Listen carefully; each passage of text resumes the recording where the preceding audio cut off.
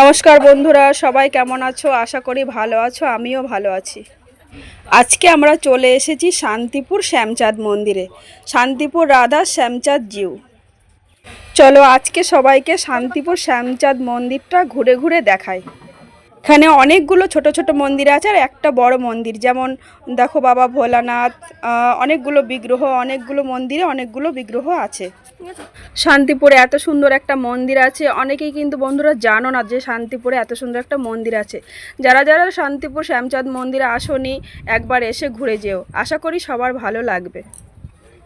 এই বড় মন্দিরে বন্ধুরা আছে এখানে রাধা মাধবের বিগ্রহটা কাচের দরজা দিয়ে ঢাকা আছে, ভালো দেখা যাচ্ছে না, তবু দেখানোর চেষ্টা করছি।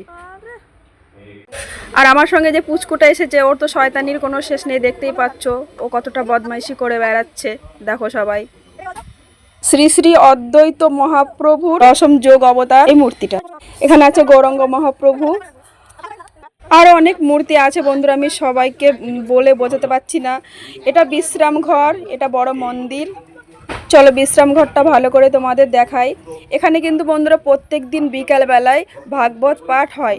এখানে অনেক ভক্তরা কিন্তু বিকালবেলায় পাঠ শ্রবণ করতে আসে বন্ধুরা। তোমরা যে যে আসতে চাও এখানে আসতে পারো। ভিডিওটা কেমন লাগলো কমেন্ট করে জানিও। Tata, bye bye.